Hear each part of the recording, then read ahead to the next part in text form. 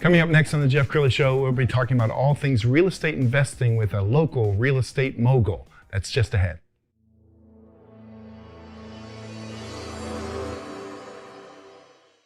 Many are predicting that the worst is yet to come, which is unfortunate, said one person here.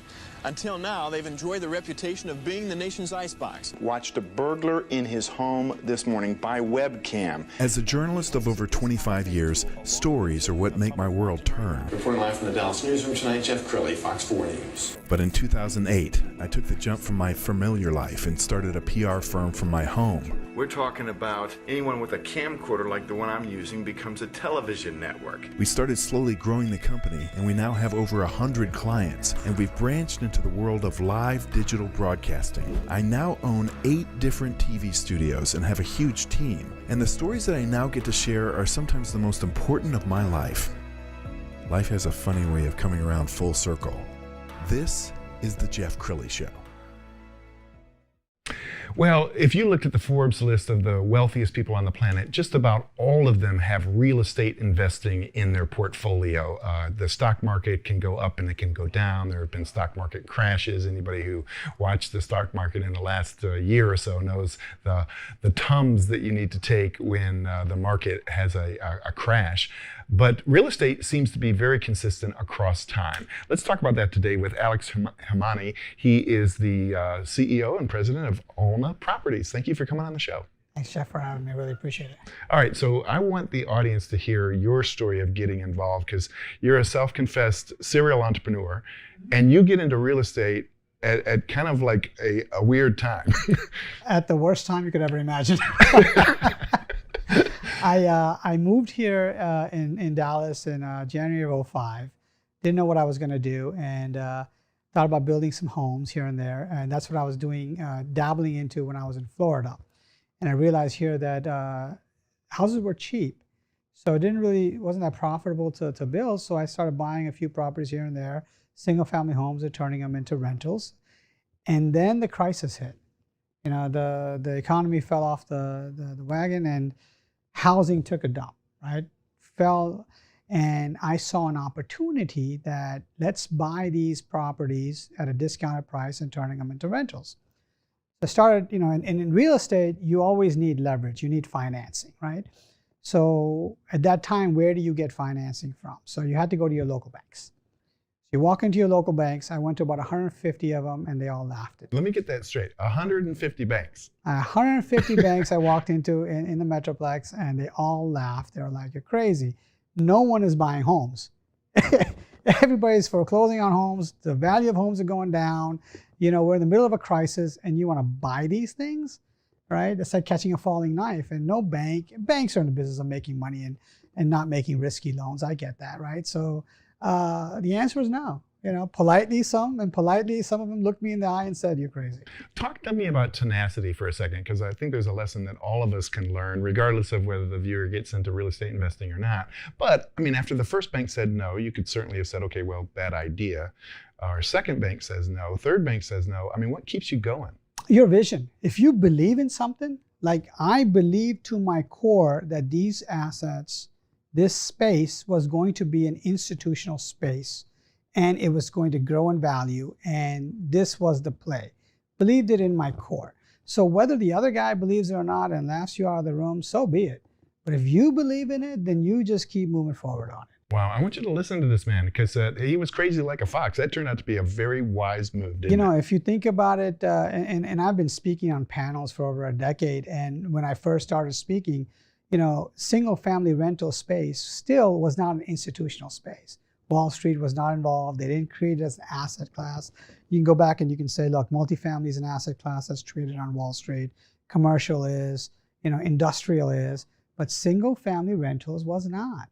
And it took a while for everyone to believe into it. And then just in the later part of the last decade, it actually became an asset class that gets traded. Okay, let's talk about why it's so stable. I mean, there are other real estate investments you can make that are kind of like going to Vegas and rolling the dice. But with single family homes, providing you have good tenants, it's a very consistent investment over time, isn't it? Always will be, right? Because you're getting a twofold effect, right? One is you're getting your value of your properties are continuously increasing. So you're capturing appreciation. So that's on what we call on paper, your book value. And then also your tenant, it's a much more better quality tenant than a tenant that lives in a multifamily. So if you live in an apartment and you're doing well, and maybe you can't afford to buy a house just yet, you can't get financed, but you're in that middle range, right? So you're making more money. So now what do? Well, you can rent a house, which is a little bit more expensive than renting an apartment, but you're a more quality tenant. So when times get bad, economy starts suffering, COVID, things of that nature, single family rentals, if you look at it through nationally, are doing fine. And they treat the home as if it's their own. They're not going to trash it like maybe a 20-year-old might trash an apartment. Sure, because it's a more quality tenant, right? Again, it's a step up above that person that's renting that one-bedroom studio apartment to somebody who's renting out a 1,800 square foot 3-bedroom home, right? It's yes. They got to take care of the lawn. They got to take care of, you got neighbors now that you got to be nicer to and things of that nature. Sure. So different quality tenants. So yeah, they do take care of it much better. And Alex has become something of a thought leader in the space. In fact, there's a picture of you and Governor Abbott together. Let's talk about that. You were on a panel with the governor? No, actually I was on a panel at the IMN. That's okay. a picture of the governor at one of those events. I forgot what it was. But yeah. So we talk, and when people have questions about single family housing or where the market is going or where things are headed, they reach out, and we're open on our advice and give them what we think. Well, one of the things I love about you, Alex, is that you give away the gold. You give away the secrets. You demystify investing in single family homes. Tell us why you're called to do this. Honesty is your best policy, right? Whatever's meant for you, Jeff, you're gonna get. I can't stop that. No one can stop that, right? So if I guide you the wrong way, or if I'm not honest and upfront about it, then sooner or later it's going to come back at me. Yes. Right? So at the end of the day, there's enough out there. The ocean's big. I mean, what are we hiding? Yes, I love that about you. And there's probably a lot of people watching right now who are fearful that we're entering a bubble, and would getting into real estate investing right now be a bad move? What do you say? So that's a question that everyone keeps asking. Like, are housing prices just are increasing significantly? Are we in a bubble? And I think finally yesterday, Jamie Dimon of JP Morgan Chase finally came out and said, yes, we're heading towards a bubble, or we're in a bubble. We said something that similar. However, let's talk about what the definition of a bubble is for a second. Back in the day, in 2008, when the crisis happened, you had the mortgage paper was bad. Mm-hmm. Today, the mortgage paper is not bad. These are quality, credit-worthy borrowers who have qualified and are credit-worthy. So loan is good, right? Second, you've got builders from 2008 till now didn't build enough supply for obvious reasons, because they didn't want to be back in the same mess they were back then. So you have a lack of inventory. So you've got, instead of a bubble, what you've got is an inventory crisis. Yes. Right? You have a lack of inventory. So that's what's causing the prices of homes to go up. There isn't many of them to sell or to buy.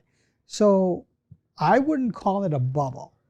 Right? I don't think that's the case. I think we may be nearing the top, but depends, real estate is always local. So it depends what part of the country you're in also, right? Yes. So that matters too. And Alex is a published author. You published in Forbes. Let's go ahead and put that on the screen. I love the idea that you're educating people through your website and through the mainstream media. It's important to get education if you're going to get into real estate investing. Absolutely. You want to continue getting as much education as possible. And I think that particular article had leverage on it, if I'm not mistaken. So leverage in real estate is extremely important, right? Because cash on cash return can only go so far, right?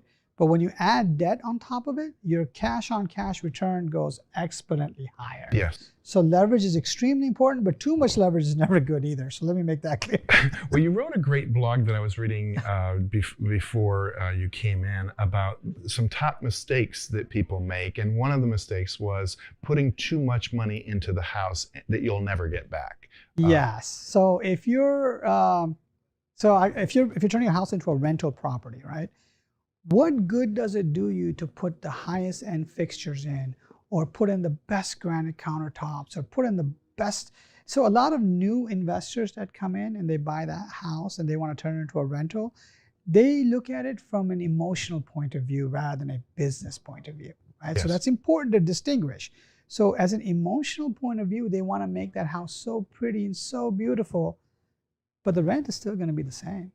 Not going to get any extra money because that person that's renting it is going to look at all the other houses in the neighborhood and they're going to pay what they can afford. Yes. So you can put gold-plated stuff in there, it means nothing, right? So at the end of the day, you don't want to get emotionally involved where you put so much into it and then you realize your return on investment isn't there because that's sunken cost. It's too late. Yes. Well, I know that there's a lot of kind of get rich quick schemes out there, and people will do a seminar over the weekend, and then they'll kind of roll the dice. You have more of a get rich slow philosophy, don't you? Yeah. So there are a lot of gurus out there, right? And they pitch hey, you're going to make X amount of money, pay us this much for the seminars.